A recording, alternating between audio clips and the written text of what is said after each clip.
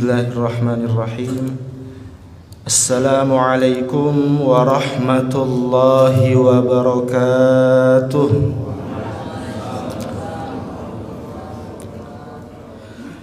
Alhamdulillahi wa kafa, wassalatu wassalamu ala nabiyil mustafa wa ala alihi wa ashabihi ahlil wafa.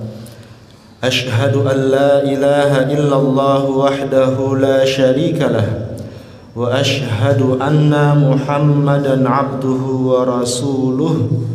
Allahumma salli wa sallim wa barik ala nabiyyina Muhammad wa ala alihi wa ashabihi ajma'in.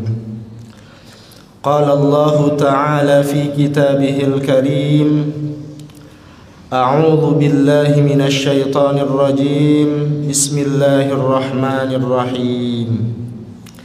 Innal ladzina fatanul mu'minina wal mu'minati tsumma lam yatubu falahum 'adzabu jahannam wa lahum 'adzabul hariq. Innal ladzina amanu wa 'amilus solihati lahum jannatun tajri min tahtihal anhar. Dzalikal fawzul kabir. Inna batsha rabbika lasyadid.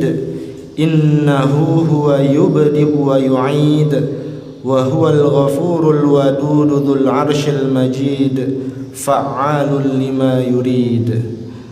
Hal ataka hadithul junud fir'auna wa thamud balil ladzina kafaru fi takdzib wallahu min waraihim muhit bal huwa qur'anun majidun fi lawhin mahfuz. Shadaqallahul azim. Ma'asyiral muslimin, jamaah salat subuh Masjid Al-Ijtihad rahimakumullah. Alhamdulillahi rabbil alamin. Mengucap syukur kita kehadirat Allah subhanahu wa ta'ala, karena alhamdulillah kita masih diberikan kekuatan dan kesehatan oleh Allah, wabil khusus nikmat iman dan Islam, sehingga dengan kesehatan yang diberikan oleh Allah subhanahu wa ta'ala, ya, kita dapat gunakan untuk senantiasa melaksanakan segenap ketaatan-ketaatan kepada Allah subhanahu wa ta'ala. Salah satunya dengan bersama-sama melaksanakan salat secara berjamaah. Salawat dan salam senantiasa tercurah kepada junjungan kita Nabiullah Muhammad sallallahu alaihi wasallam beserta para keluarga, para sahabat serta para pengikut beliau yang setia mengamalkan sunnah-sunnahnya ila yaumil qiyamah. Ma'asyiral muslimin rahimakumullah, kita lanjutkan kembali ya, kajian tafsir kita, ya, menelaah, memahami, menyelami isi kandungan Al-Quran. Pada kesempatan ini kita melanjutkan bagian kedua dari surah Al-Buruj ya. Kalau kita flashback sedikit pekan lalu ya, kita sudah memahami bersama makna dari kata Al-Buruj ya. Al-Buruj itu artinya bangunan yang kokoh ya, sesuatu yang kokoh. Termasuk di antara maknanya kemudian disebutkan adalah bintang gemintang ya. Kemarin kita sudah lihat penafsirannya ya, bagaimana Al-Buruj itu dimaknai sebagai bentuk ya dari rasi bintang yang mana setiap bulan itu akan berganti ya. Setiap bulan akan berganti bentuknya ya, yang kemudian dikenal dalam ilmu astronomi ya, yang kemudian belakangan ya dikaitkan dengan kejadian-kejadian tertentu ya, atau ramalan-ramalan tertentu ya. Ada Gemini ya, Pisces, Aquarius, Sagittarius dan seterusnya ya. Itu sebenarnya adalah fenomena alam ya, bintang-bintang yang memang rasi atau bentuk bintang-bintang itu setiap bulannya berbeda ya, berbeda bentuk ya. Tapi tidak ada kaitannya dengan ramalan atau kejadian-kejadian tertentu dalam kehidupan manusia. Ya, Kata al-buruj, ya kata buruj itu juga bermakna benteng. Ya, kalau kita buka dalam Al-Quran, Allah Subhanahu Wa Taala juga memberikan peringatan kepada kita. Ya, dalam ayatnya, Aynama takunu yudrikumul maut, ya, walau kuntum fi burujim musyayyadah, fi burujim musyayyadah. Sudah kata buruj musyayyadah. Jadi kata Allah, ya kemanapun kita pergi, ya kita mau menghindar, menjauh, lari dari yang namanya kematian, tidak akan bisa. Ya, walaupun kita berada di burujim musyayyadah, itu benteng pertahanan yang kokoh, ya benteng atau tempat yang dilapisi baja yang kokoh. Kalau sudah waktunya kita dipanggil oleh Allah, maka tidak akan bisa kita berlari. Ya. Beberapa tahun yang silam, misalnya ya 2021 atau 2022, itu sempat ya kita lihat beritanya di media sosial, ya, bagaimana orang-orang kaya itu, ya miliarder dunia, ya mereka yang sudah uangnya berlebih, beli tiket kapal selam 3 miliar 4 miliar untuk menyelam ke dasar laut, ya melihat puing-puing dari kapal Titanic. Ya, puing-puing kapal Titanic itu kapal yang dulu juga kapal yang sangat mewah pada zamannya, abad ke-20 tahun 1900-an. Ya, sampai pembuatnya itu bilang bahwa bahkan Tuhan pun tidak akan bisa menenggelamkan kapal ini, saking hebat dan canggihnya kapal itu. Tapi nyatanya kapal itu juga tenggelam.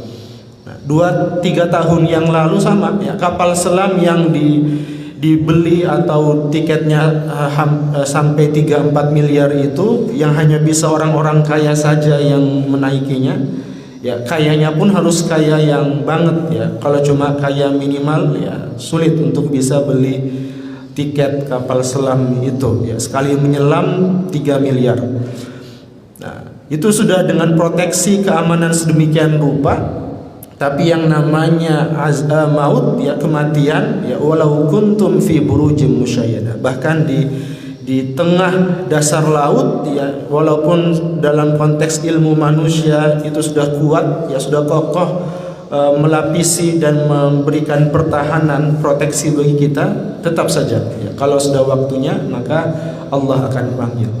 Jadi kata al-buruj itu bermakna benteng yang kokoh. Ya, tapi pada saat yang sama benteng yang kokoh itu juga tunduk dan patuh pada kekuasaan Allah Subhanahu Wa Taala. Ya.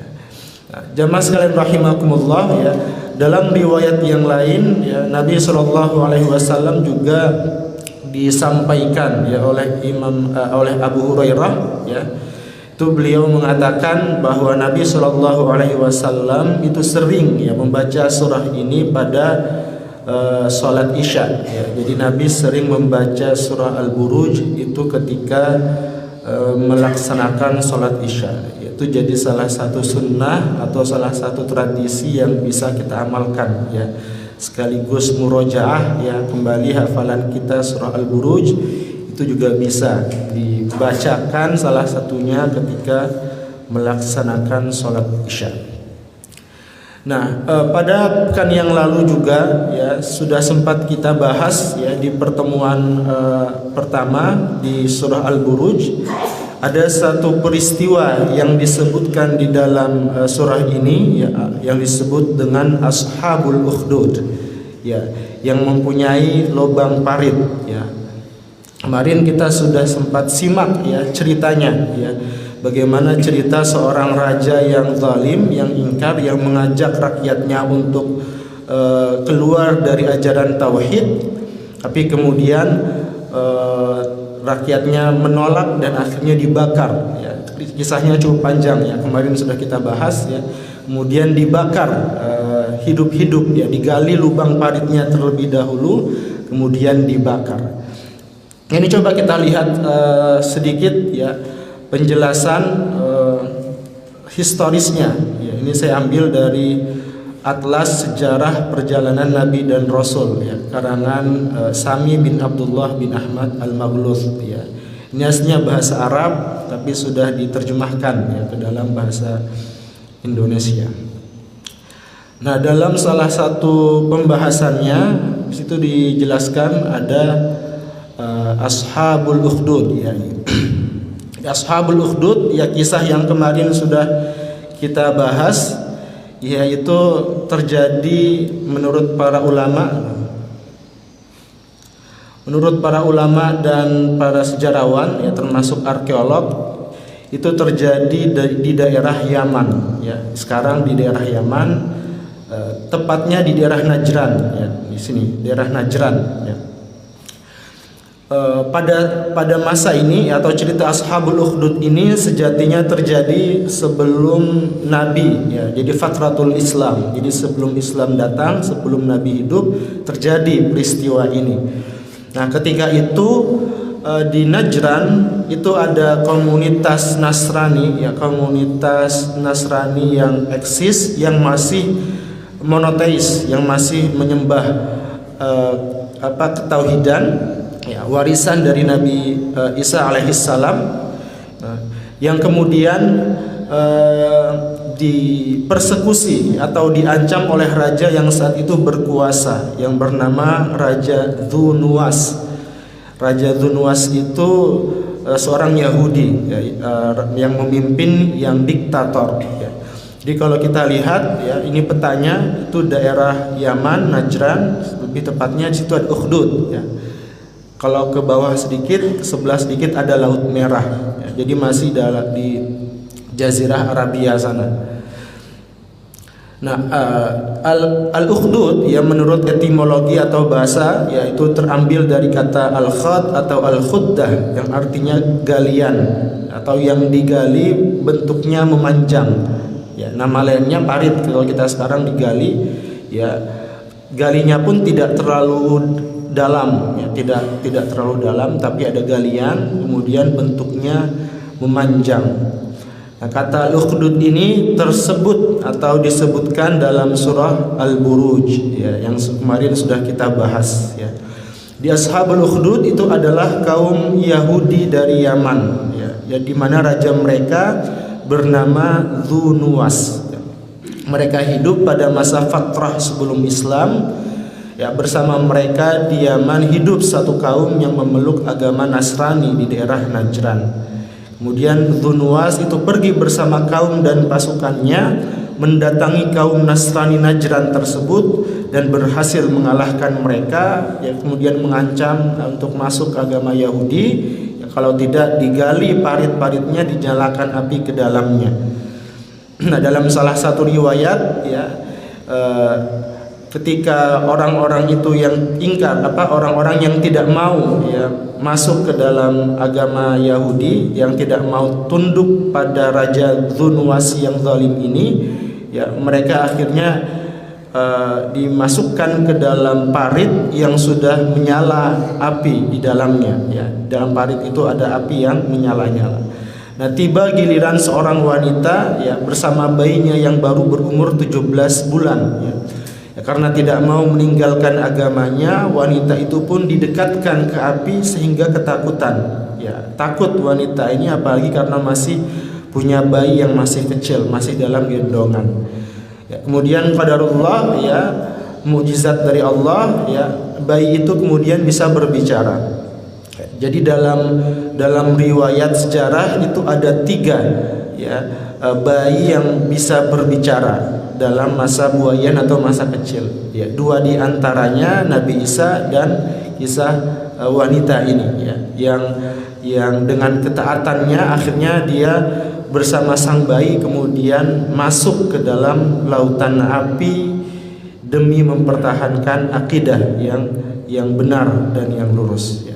Jadi ini cuplikan ya, kalau kita bisa lihat sampai saat ini masih ada bekas-bekas peninggalan lokasi bersejarah Al-Ukhdud ya, di Najran sebelah barat daya kerajaan Arab Saudi ya.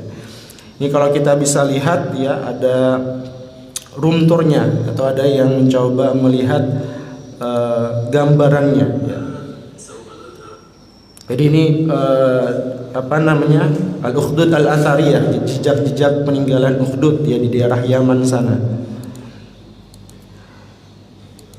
Tuh pagar-pagarnya masih ada ya, puing-puing, bebatuan-bebatuan, sisa-sisa peninggalan dari zaman dulu itu masih ada dan dijaga ya. Bahkan jadi salah satu situs arkeologi yang banyak diteliti puing-puingnya tersebut ya. Bekas-bekas lubang parit dulu itu kemudian masih ada bebatuannya ya. Bagaimana orang-orang yang ingkar dan orang-orang yang taat itu diabadikan oleh Allah Subhanahu wa taala ya, jejak-jejaknya itu masih ada. Ini hanya satu kisah ya. Nanti kalau kita lihat ya, ada Ashabus Sabt, ada Iram Madzatil Imad, ada kisah kaum Tsamud ya, kaum kaum Firaun ya, Nabi Musa dan Firaun, itu semua nanti ada ya, jejak-jejak peninggalan ya yang ditinggalkan atau dikenangkan oleh Allah Subhanahu wa taala kepada kita ya, generasi setelahnya, agar menjadi pembelajaran ya, jadi pelajaran ya. Kalau ada yang berkesempatan sekolah atau berziarah atau jalan ke Yaman ya, nanti bisa ya langsung ke daerah Najran dan melihat ya bekas-bekas dari peninggalan umat-umat terdahulu ya, batu-batunya, bekas-bekas lubangnya itu masih ada ya, peninggalannya. Jadi ini sebenarnya memberikan pelajaran bagi kita, dari kita belajar sejarah, kita membaca ayat-ayat Allah ya, itu seharusnya bisa meningkatkan ya keimanan dan ketakwaan kita, bahwa apapun yang terjadi ya, keimanan kita ini tidak boleh digadaikan ya, tidak boleh dihancurkan hanya demi sesuap nasi ya, hanya demi popularitas ya, viralitas, demi keuntungan sesaat, demi jabatan ya, demi pangkat ya, tidak boleh ya, sama sekali kita gadaikan ya. Orang-orang terdahulu bahkan demi nyawanya sekalipun ya, dibakar hidup-hidup, mereka rela mereka rela untuk mempertahankan akidahnya. Nah, jamaah rahimakumullah, nah, kasus yang mirip ya, walaupun tidak sama ya, Ashabul Ukhdud ya, digali lubang kemudian dimasukkan orang di dalamnya, itu pernah terjadi ya di Indonesia ya, memori kelam masyarakat Indonesia secara umum ya. Bagi anak-anak yang lahir 2000 ke atas atau ya 2000 ke atas lah ya, mungkin sudah tidak familiar dengan kisah ini ya. Tahun 65 ya, itu para jenderal-jenderal TNI ya, yang yang kontra dengan PKI ya, yang berseberangan dengan gerakan komunis, itu diculik, kemudian dimasukkan, digali lubang, dibunuh, dimasukkan ke dalam lubang yang sekarang disebut lubang buaya ya. Itu tahun 65 ya, tahun 60-an ya, dalam konteks bagaimana mereka mencoba ya mengganti ideologi negara dengan ideologi yang tidak berketuhanan ya. Jadi ada kemiripan ya, walaupun kita tidak bisa samakan 100% ya, karena korban dari jenderal-jenderal yang terbunuh itu juga dari beberapa agama ya, tidak hanya umat Islam ya, tidak hanya jenderal Muslim, tapi juga ada jenderal yang dari Kristiani. Tapi pada prinsipnya mereka, jenderal-jenderal itu punya prinsip yang teguh untuk menjaga Negara Kesatuan Republik Indonesia NKRI dari ideologi-ideologi yang bertentangan dengan Pancasila. Hingga salah satunya waktu itu adalah ideologi komunis ya, yang mencoba mengganti ideologi ketuhanan dengan ideologi sosialis, Marxisme, Leninisme dan seterusnya. Ya, hingga kemudian berakhir dengan penculikan, pembunuhan, digali lubangnya ya. Dan mungkin dalam banyak tradisi sejarah kita yang lain, kita juga bisa jadi menemukan potret-potret itu. Bagaimana orang-orang yang istiqomah ya, orang-orang yang teguh pendiriannya pada satu prinsip, kemudian diancam dengan nyawa ya, yang dibunuh, yang di bumi hanguskan, dibakar ya, mutilasi dan seterusnya. Itu adalah bagian dari tantangan hidup ya, untuk menjadi pilihan bagi kita ya. Apakah kita mau hidup mulia ya, aish kariman ya, au mut syahidan, ataukah mati dalam kesyahidan. Kalaupun kita hidup mulia dengan prinsip ya. Kalaupun kita mati ya dibunuh misalnya oleh orang, kita mati dibunuh dalam keadaan mulia karena memegang nilai-nilai prinsip yang kita yakini ya.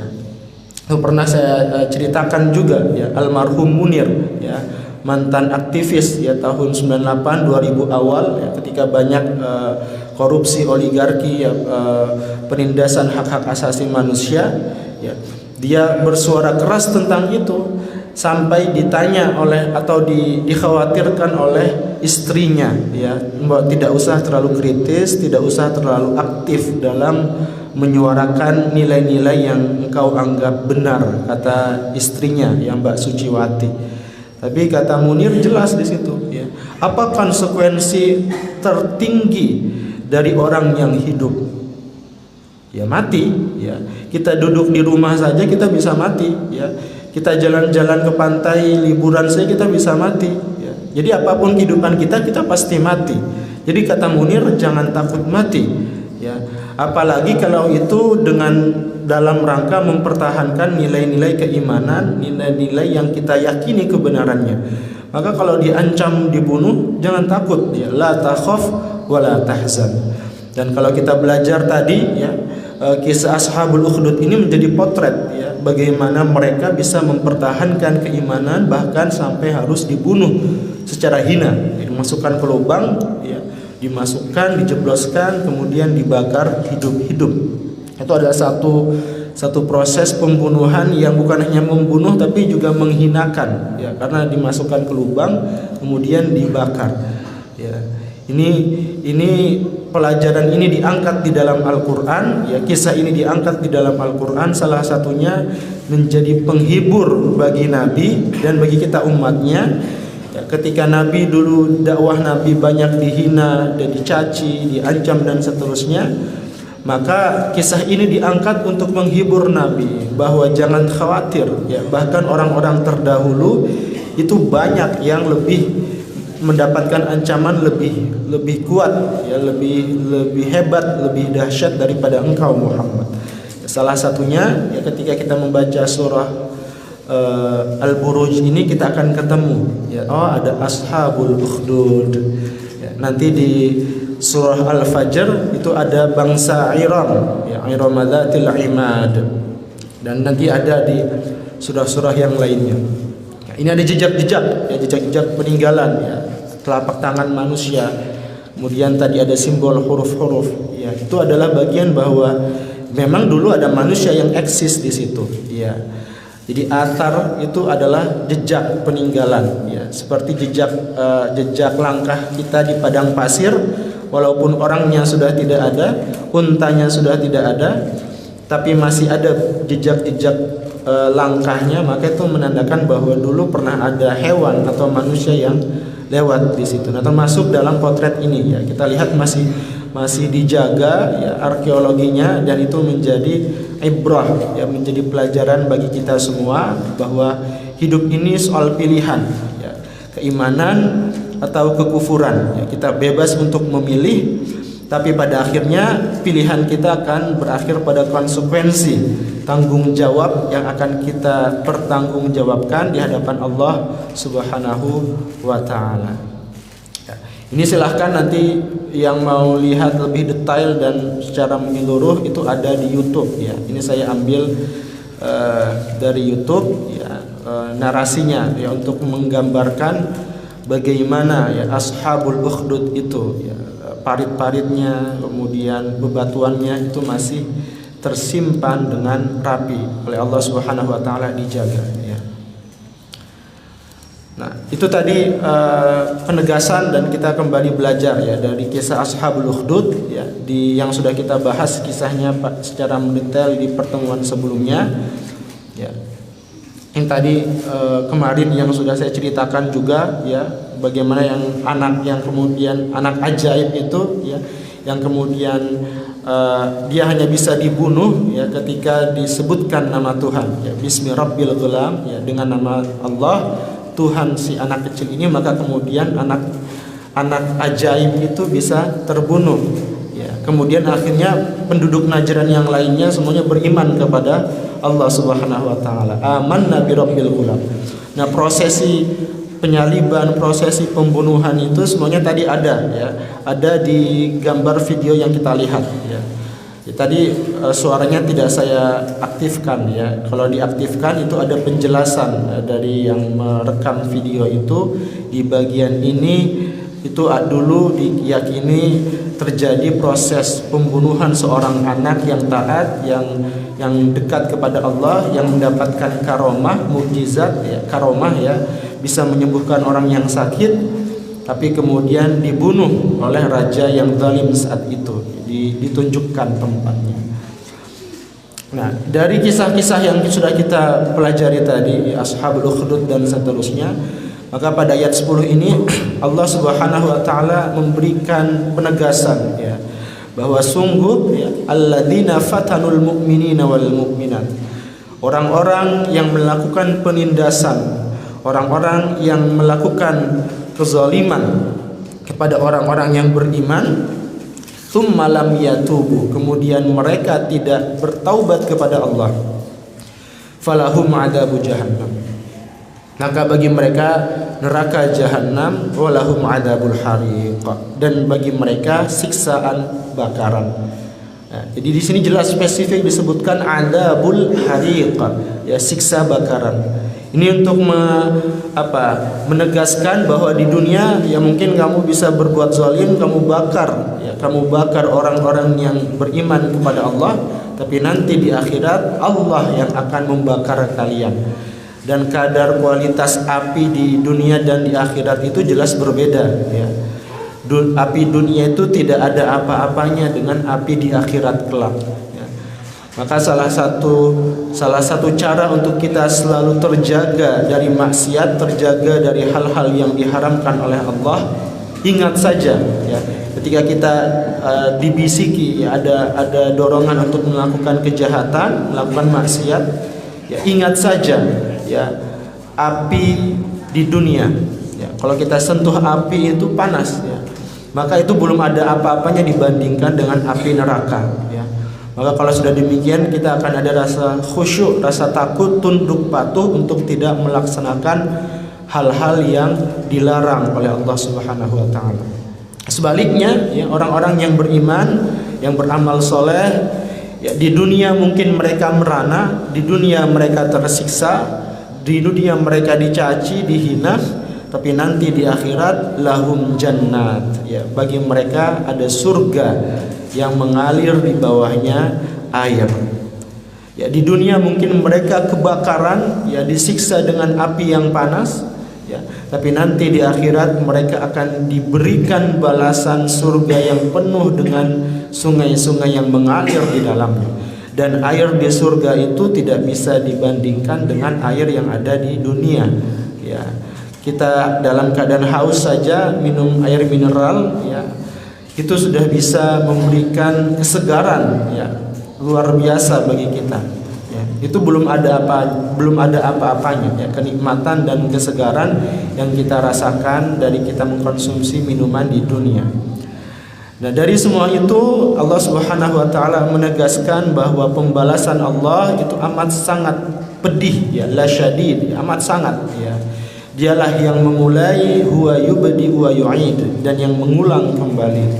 Di sini Allah memberikan atau menegaskan sifat-sifatnya ya, al-asmaul husna ya, sifat-sifat yang mulia ya. Allah yang memulai, al-badi ya, kemudian Allah juga yang mengulang, yang mengakhiri. Allah al-ghafur ya, maha pengampun, Allah al-wadud, maha penyayang.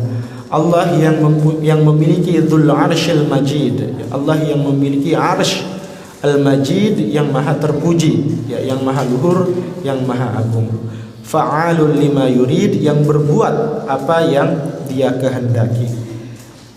Nah, dari ayat ini ya mas kalian ya, pada ayat yang berikutnya ya, kita bisa melihat ya, kata Buya Hamka, ayat ini menjelaskan ya akibat yang akan diterima oleh orang-orang kafir yang menindas ya, dan memfitnah kaum beriman ya, yang memfitnah, menyiksa, menindas, menimpakan berbagai ragam kesusahan kepada orang yang beriman kepada Allah ya.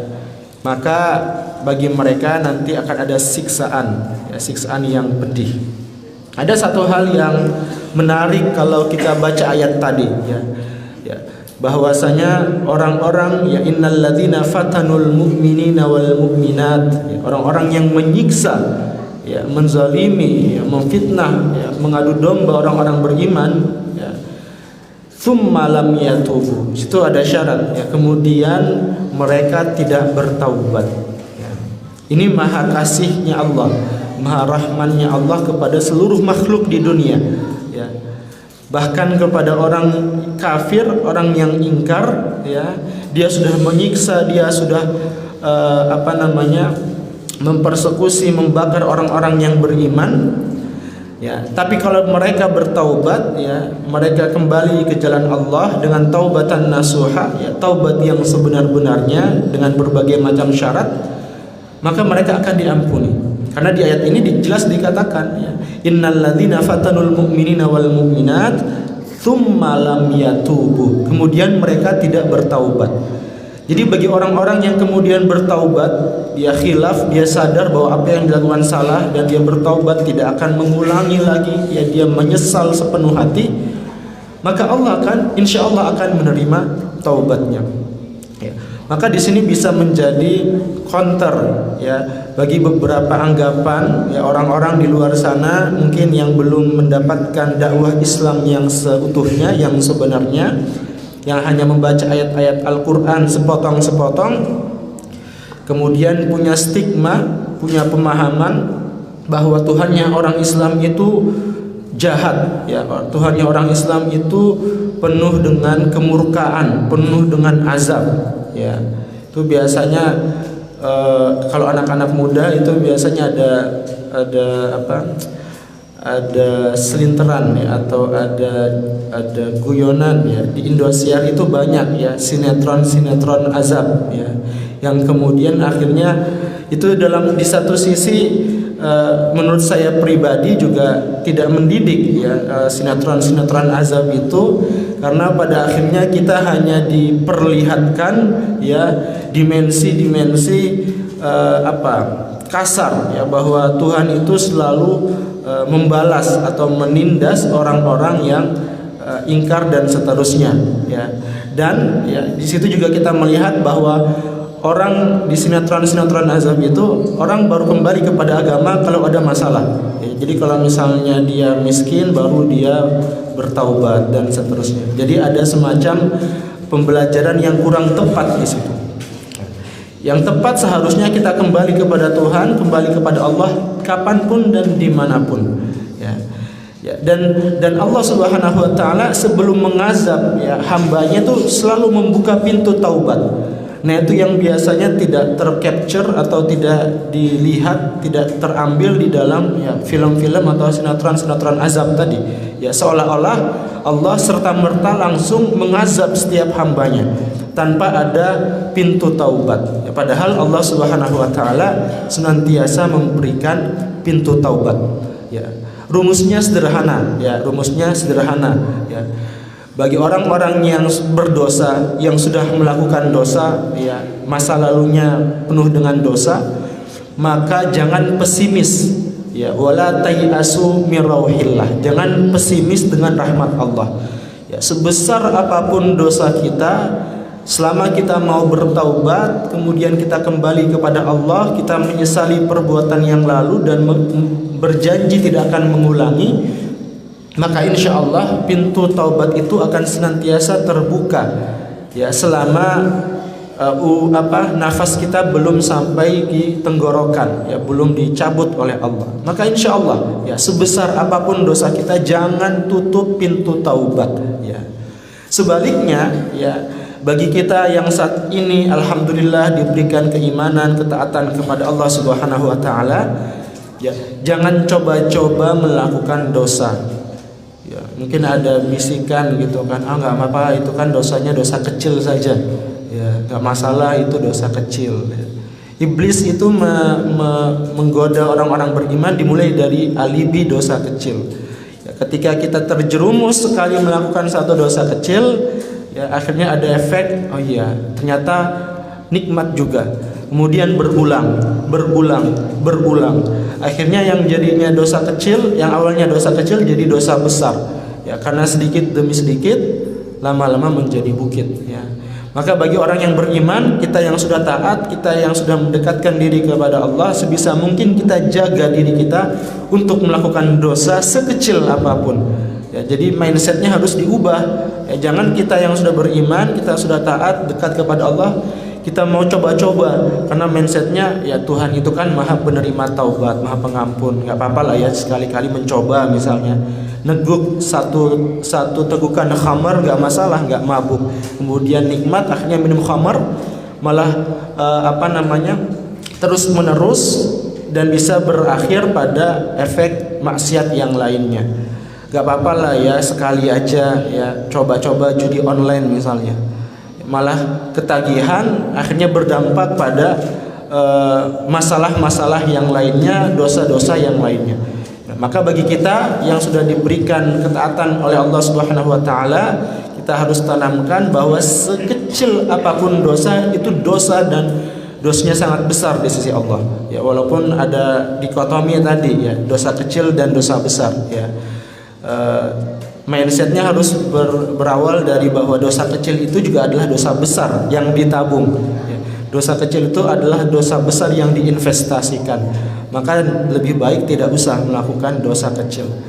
Tapi bagi orang-orang yang dulunya punya masa lalu kelam ya, mindsetnya ini ya, tsumma lam yatubu, selama mereka mau bertaubat, mereka kembali kepada Allah Subhanahu wa taala. Maka kalau kita baca ayat ini secara sempurna, secara utuh, kita bisa melihat dengan seksama, dengan nyata kasih sayang Allah Subhanahu wa taala. Ya. Mereka sudah melakukan aniaya, mereka sudah berlaku kejam, ya, menindas, berlaku zalim. Padahal yang ditindas dan dianiaya itu adalah orang-orang yang beriman, ya, kekasih-kekasih Allah. Tapi bagi mereka pun Allah Subhanahu wa taala masih memberikan pintu taubat. Ya, ini luar biasa Allah Subhanahu wa taala. Ya. Maka dalam salah satu riwayat ya, Buya Hamka mengutip ya perkataan Imam Hasan Al-Basri, salah satu tabi'in ya, di sufi ya, yang mendekatkan diri kepada Allah. Mereka mengatakan, Imam Hasan Al-Basri mengatakan, alangkah pemurahnya Allah Subhanahu wa taala ya, sesudah mereka membunuh, mereka gali lubang, mereka bakar orang-orang yang dikasihi oleh Allah, namun mereka masih diseru untuk bertaubat. Dan bila taubat dari kesalahan besar itu diampuni. Ya, jadi kalau mereka bertaubat dengan sebenar-benarnya taubat, ya mereka akan diampuni. Jadi dari kisah ini, perjalanan ini kita juga bisa belajar. Ya, mungkin ada masa lalu kita yang kelam, masa lalu kita dulu di dunia hitam begitu, terjerumus pada hal-hal yang diharamkan oleh Allah, maka masih ada pintu taubat. Ya, mari berhijrah. Ya, ini momentumnya insya Allah sebentar lagi awal bulan depan ya, tanggal 7 Juli ya. Insya Allah tanggal 7 Juli itu 1 Muharram, momentum hijrah Nabi Muhammad SAW. Di hijrah itu kita berhijrah bukan hanya hijrah tempat, bukan hanya hijrah penampilan, tapi juga hijrah sikap dan perilaku kita sebagai seorang muslim ya. Kalau dulu misalnya kita masih menggunakan transaksi-transaksi ekonomi yang diharamkan oleh Allah, kita hijrah ya, ahallallahul bai' wa harramar riba. Kita hijrah melakukan transaksi-transaksi yang dihalalkan oleh Allah. Ya, mencari keuntungan yang sewajarnya saja dalam konteks sama-sama ridho antara minkum. Jangan mencari keuntungan yang berlipat ganda misalnya. Ya. Kalau dulu misalnya relasi kita dalam keluarga ya masih toksik, ya masih penuh dengan kepalsuan, ya saling menghujat sana sini, suami istri, anak dengan orang tua, ya, maka kita hijrah untuk menciptakan keluarga yang penuh dengan ketenangan dan kedamaian. Ya. Kalau dulu misalnya kita masih punya tradisi atau budaya-budaya yang menyepelekan ibadah, yang menyepelekan syariat-syariat Islam, ya, sholatnya ditunda-tunda, atau misalnya tidak membaca Quran dan seterusnya, maka kita ganti ya, kita hijrah lifestyle kita kita lebih bergegas ya, wasari'u ila maghfiratillah, kita lebih bergegas pada ampunan dan kasih sayang Allah. Itu mindset ya, mindset hijrah kita ya, termasuk dalam hal ini bagaimana konsep pintu taubat ya. Kalau orang-orang yang berbuat aniaya segitu besar Allah bukakan pintu taubat, apatah lagi kita ya, umat Islam ya. Maka jangan sama sekali kita menutup mata kita untuk bertaubat kepada Allah Subhanahu wa taala ya. Sebaliknya ya, di ayat 11 Allah Subhanahu wa taala juga memberikan janji bagi orang-orang yang beriman ya, baginya surga ya, baginya segala kenikmatan yang ada di surga sana ya. Kita bisa lihat di zaman Nabi misalnya ya, ada sahabat Bilal bin Rabbah ya, Ammar bin Yasar dan ayahnya ya Yasar atau Yasir ya, Ammar bin Yasir. Itu semua mereka adalah orang-orang mukmin yang dianiaya ketika itu ya, dianiaya, ditindas, bahkan ada yang syahid, dia dibakar ya, dijemur hidup-hidup sampai dia mati ya di bawah terik mentari padang pasir ya. Tapi kisah-kisah sahabat-sahabat yang disiksa, yang dianiaya itu ya, itu menjadi ibrah, pelajaran bagi kita ya, teladan bagi kita yang datang belakangan, bahwa dulu sahabat-sahabat Nabi ada yang disiksa tapi mereka tetap berpegang teguh pada keimanan, sehingga saat ini mereka menjadi amal baik ya, yang kisahnya masih diceritakan hingga saat ini ya. Di ayat yang berikutnya, di ayat ke-12 jelas ya, Allah Subhanahu wa taala memberikan tadi pembalasan yang amat sangat ya, la syadid ya. Tapi kembali lagi ya, pembalasan Allah ya, azab yang amat sangat pedih itu tidak serta-merta diberikan oleh Allah Subhanahu wa taala ya. Allah tetap membuka ya pintu taubat ya, walaupun pada akhirnya ada orang yang mau bertobat dengan sebenar-benarnya, maka Allah berikan pintu taubat. Ada orang yang tidak mau bertaubat, maka disitulah azab Allah amat pedih. Nah, di ayat yang berikutnya, setelah kita belajar tadi bagaimana kisah ya orang-orang beriman yang dipersekusi, yang dianiaya di era sebelum Islam ya, ashabul ukhdud tadi. Nah, di ayat 17 sampai ayat terakhir ini ya, Allah memberikan peringatan atau pencerahan kepada Nabi sallallahu alaihi wasallam. Hal ataka hadithul junud? Sudah datangkah kepada kalian berita tentang tentara-tentara ya. Jundullah ya, tentara Allah. Al-junud itu tentara-tentara. Tentara-tentaranya siapa? Fir'aun wa Tsamud.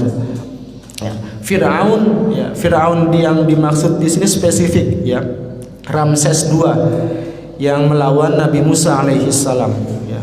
Jadi Fir'aun itu jamaah sekalian bukan nama tokoh ya, bukan nama orang ya, seperti kita ya, ada Agus ya, ada siapa lagi, bukan nama orang ya.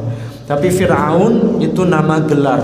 Jadi raja-raja Mesir itu yang banyak ya, itu semuanya gelarnya Fir'aun. Nah, salah satunya yang disebutkan dalam Al-Quran yang kisahnya diabadikan yang melawan Nabi Musa itu adalah Ramses II ya. Nah, Raja Ramses II ini disebut dengan raja yang paling besar di masa pemerintahan pemerintahan Fir'aun ya, selama berabad-abad itu Ramses II salah satu yang paling besar, yang melawan Nabi Musa, yang punya banyak bala tentara, yang kemudian bala tentara itu bersama Fir'aun tenggelam di Laut Merah ketika hendak mengejar membunuh Nabi Musa dan pengikutnya. Fir'auna wa Tsamud ya. Tsamud itu adalah bangsa ya, atau suku yang terbesar di masyarakat Arab saat itu ya, tapi di masa Nabi itu sudah punah ya, diazab oleh Allah Subhanahu wa taala.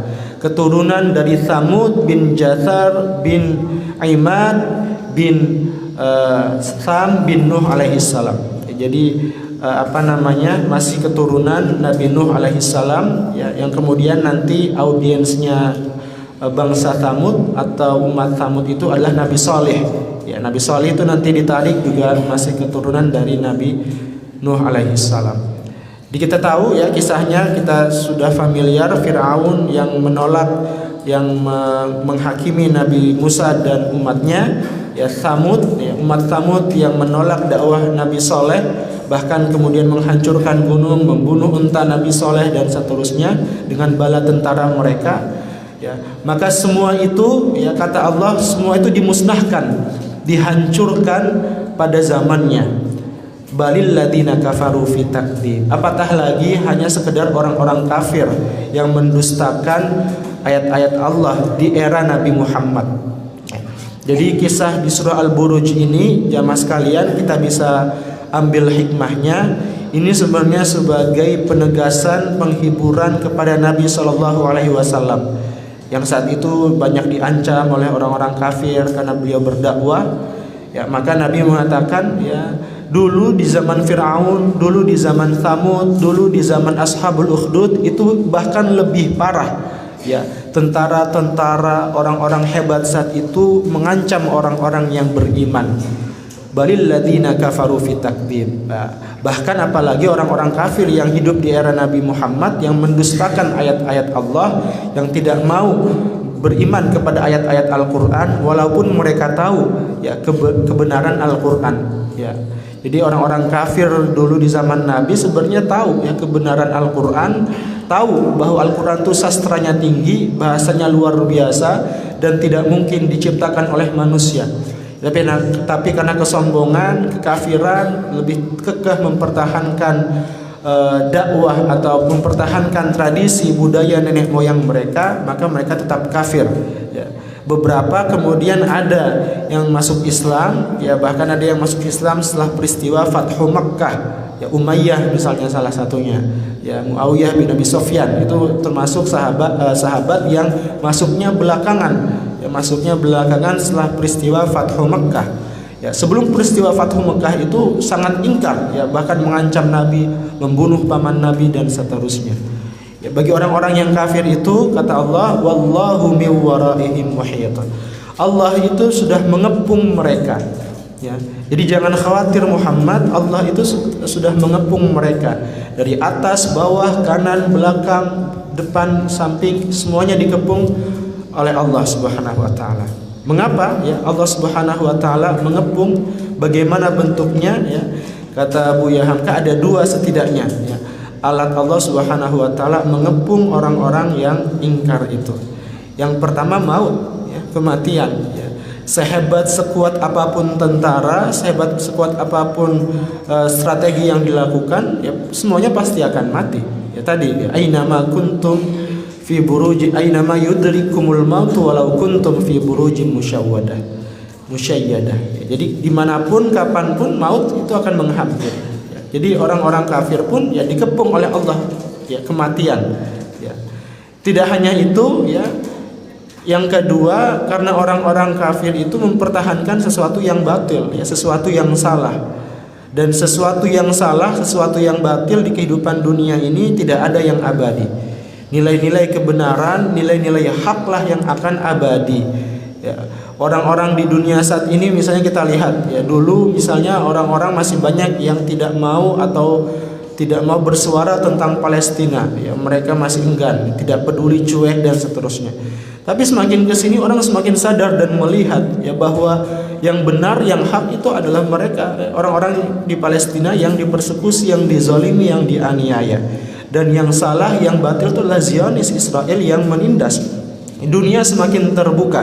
Ya, jadi tadi, ya, bahwa hal-hal yang dipertahankan secara batil, ya, nilai-nilai kebatilan itu tidak akan pernah abadi.